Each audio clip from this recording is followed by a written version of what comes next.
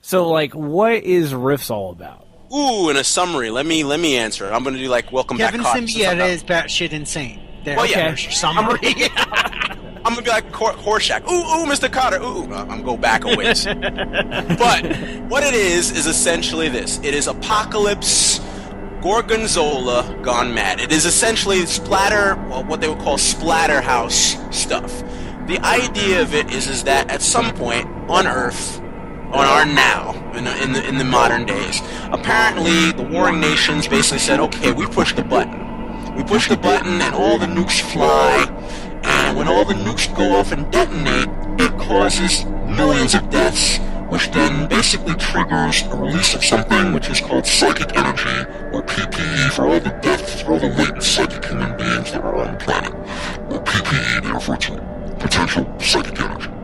In turn, the devastation across the Earth, tectonic shifts, tsunamis, earthquake, everything you can imagine, landslide, mudslide, whatever. Foaming at the mouth now, Keith.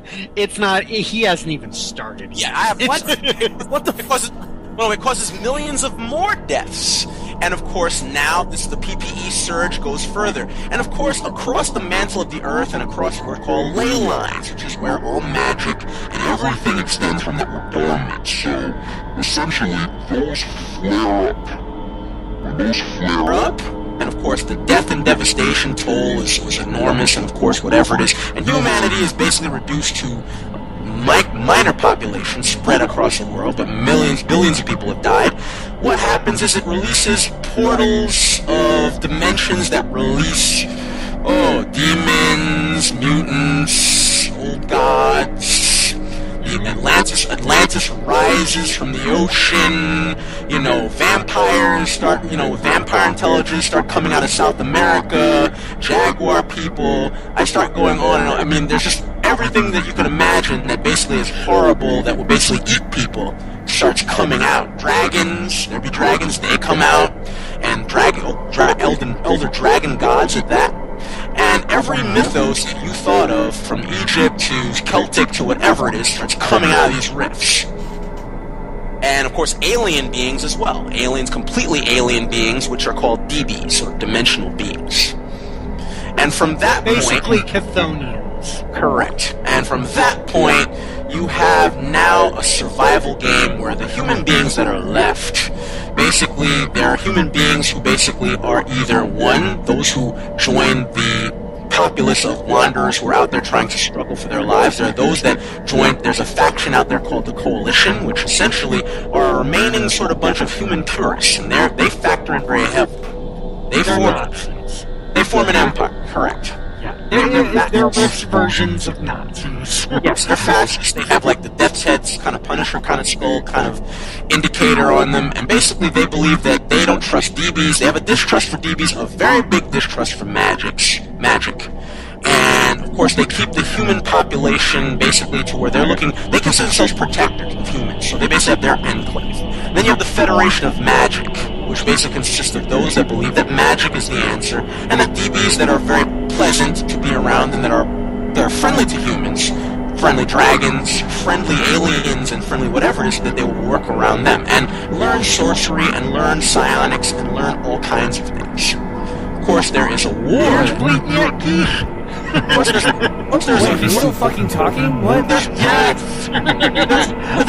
that happens between them, and of course there's all sorts of lost tech that actually pops up in the varying continents, basically, that you're talking about with giant mecha called glitter boys that do show up. Okay, that's where the glitter boys come from. Okay. Correct. And that's where you start getting the idea of now pre-technology that exists, which now starts coming into the fashion with producers, which essentially they're cybernetics, where people started augmenting themselves with cybernetics to the point where they were trying to tinker with their brains to try to see if they could generate strength and generate more, like in the way of bionics, or the realms of making the best human being possible.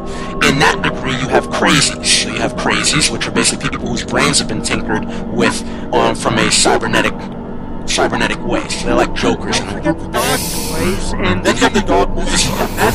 The dog boy mutations, yes, they were uplifted animals that then were augmented with cybernetics and whatever it is.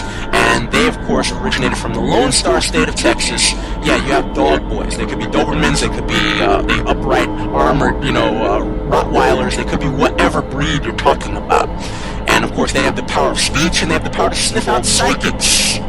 And then we get this has everything, is what you're saying. Yeah, and then we get pretty much, and more. Don't forget the super meth heads. Well, juicers are the equivalent of like the steroid, like Bane kind of equivalent of cybernetic guys who basically juice, and they basically juice some sort of fluid in them. It basically reduces their life by a lifespan of I think they have the lifespan of maybe less than 20, 30 years. But they're juicing up this kind of a fluid that goes into their body and that actually allows them super reactive strength and reflexes and abilities and so forth. You have vibro weapons in this future. You have things like bursters, which are pyrokinetic beings that burst into flame. You have mind melters. The Cyber Knight, which is the their version of a paladin, basically, that can create a psionic lightsaber, essentially. Mind melters, who now are like super psionics, who can basically do whatever. So you have mind melters, ley line walkers. I mean, it just goes on and on. It's like it just goes crazy. I just gave you a tenth of it. There's fucking more. There's that. Yeah, because they've released 50 books or 60 books since then that go into the entire world demographic. We go to Rift Germany, Rift Japan, Rifts England. I could tell you that the Rifts Atlantis book was long ago. That was maybe the third or fourth world book that came out. I can go on to say Rift South America. I can go to Rifts Phase World, Rifts. It just goes on. The books and the Rifter magazines, which give you more OCCs and more characters to play. I would say there have to be at least close to 100 books now, 80 to 100 books. Easy. Oh, I'm sure there's more than that. Easy. And I didn't even get to the Rift's Hell supplements that came out later. Or the Mechanoids, which are beings from space that are cybernetic beings built on the domination and destruction of man. And I could go on to say that there are, of course, there's many other factions that are involved. There's the Rift's Pantheon book that came out.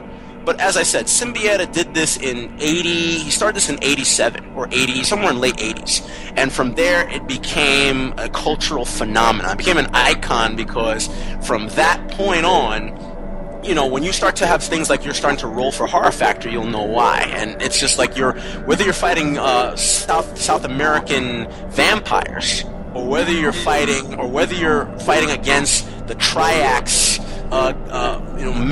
mechas and Borgs in Germany. There's full conversion Borgs. There's cyberdocs there's a whole market that trades in black market stuff for Borg technology and all sorts of stuff, and also biotechnology and whatever it is, as well as if you want to say what the techno mages use and stuff like that when they're trying to basically make stuff. You can sell stuff. You can basically it's one of those games where essentially survival of the fittest is one thing, but then it's also who you travel with, and essentially where you happen to be in the land. Atlantic death cults, Gorth, which are, I guess they're the equivalent of Cthulhu, or equivalent of Cthulhu in Atlantis.